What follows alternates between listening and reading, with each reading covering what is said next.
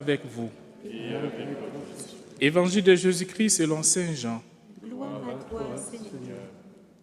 En ce temps-là, Jésus enseignait au temple de Jérusalem.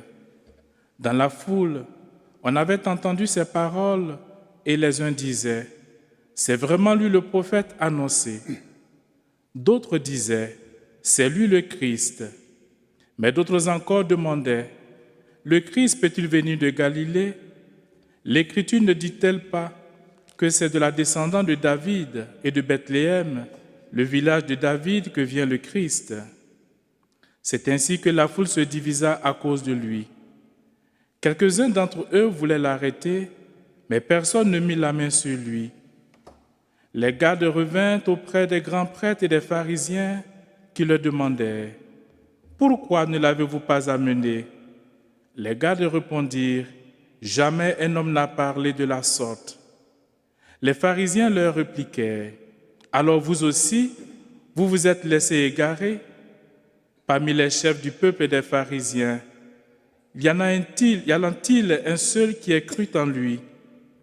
Quant à cette foule qui ne sait rien de la loi, ce sont des maudits. Nicodème, l'un d'entre eux, celui qui était allé précédemment trouver Jésus, leur dit « Notre loi permet-elle de juger un homme sans l'entendre d'abord pour savoir ce qu'il a fait ?» Il lui répondit « Serais-tu toi aussi de Galilée? Cherche bien et tu verras que jamais aucun prophète ne surgit de Galilée. » Puis ils s'en allèrent chacun chez soi. Acclamons la parole de Dieu. Louange à toi, Seigneur Jésus.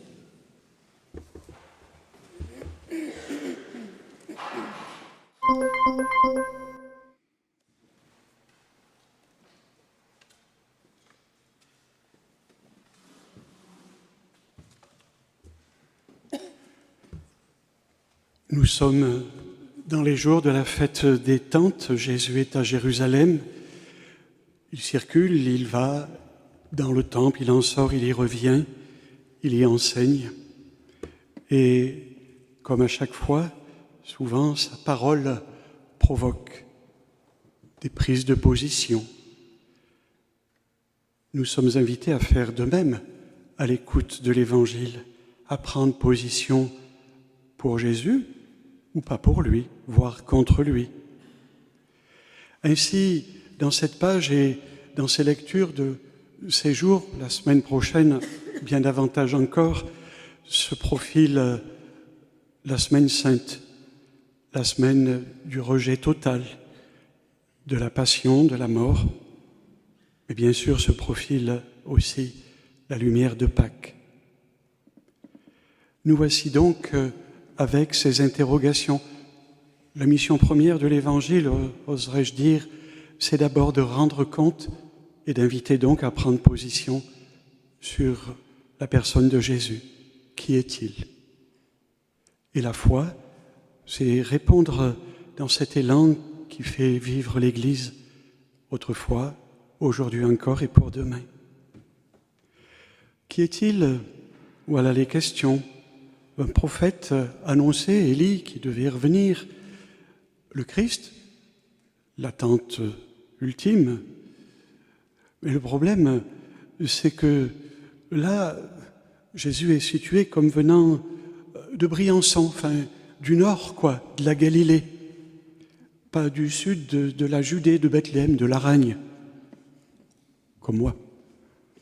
Voilà donc un problème qui ne permet pas vraiment de reconnaître celui qui doit venir, en tout cas dans ce moment-là de l'Évangile. Saint Matthieu, dans son récit d'Évangile, lui pose avec Luc plus clairement la réponse. Il naît à Bethléem. Il est ainsi posé dans la descendance de David par Joseph. Qui est-il? C'est la grande question qui traverse l'Évangile, qui traverse l'histoire, qui traverse nos cœurs et le monde où nous sommes. Répondre, c'est prendre position, donc, pour lui, sans lui ou contre lui, je le redis. Et très vite, comme ça se passe dans nos sociétés. Si quelqu'un n'est pas d'accord avec la position officielle, c'est un mécréant, là, un ennemi, un contestataire. Ça vaut pour le monde politique aussi, d'ailleurs, dans un certain nombre de pays qu'on appelle dictature. Voilà donc cette position à prendre, nous encore, à l'approche de cette Semaine Sainte, face à Jésus. Il y en est un dans l'Évangile qui, à 3 reprises, prend place et prend position, de manière discrète, c'est vrai, mais profonde. C'est Nicodème. Il est là, plus avant, ayant rejoint Jésus de nuit, pour l'interroger sur qui il était. Il est là qui prend sa défense, alors que il faut le rejeter, l'exclure. Il viendra encore après la mort de Jésus, et c'est lui qui apportera, avant la mise au tombeau, les aromates pour l'ensevelir. Dans l'évangile de Jean, ce n'est pas Marie-Madeleine ou les femmes. Nicodème, qui est celui peut-être auquel nous ressemblons, vivant notre foi discrètement, peut-être en ayant du mal à pouvoir en parler autour de nous, même des fois aux proches, en famille, sujet sensible. Certains disent on ne parle pas à table ni de religion ni de politique. Et pourtant, nous prenons position. Vous êtes là ce matin, présent dans la basilique, relié à nous par YouTube, et du coup, nous sommes invités à reconnaître Jésus. Qui est-il ? Celui-là, né de cette humanité, de la descendance de David. Celui-là, envoyé par le Père, le Christ. Celui-là, Jésus, de toute humanité, de toute divinité inséparable. Les conférences de Carême, ici au sanctuaire du Lot, ont fait retrouver l'élan du concile de Nicée, de ce moment où il a fallu poser de manière publique, forte, devant l'empereur de l'époque, Constantin, cette inouïe. Il est totalement homme, il est totalement Dieu, sans séparation ni contradiction.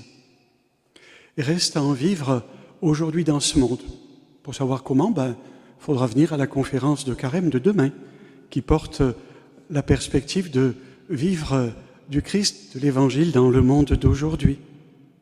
Mais déjà, si nous sommes attachés à lui, par notre vie toute humble et par le témoignage des façons de faire et aussi de la parole, nous pouvons vivre ainsi de cet élan, un peu comme Nicodème, un peu comme les apôtres dans l'élan de Pâques, enfants de lumière que nous sommes déjà par le baptême, vivant du Christ ressuscité.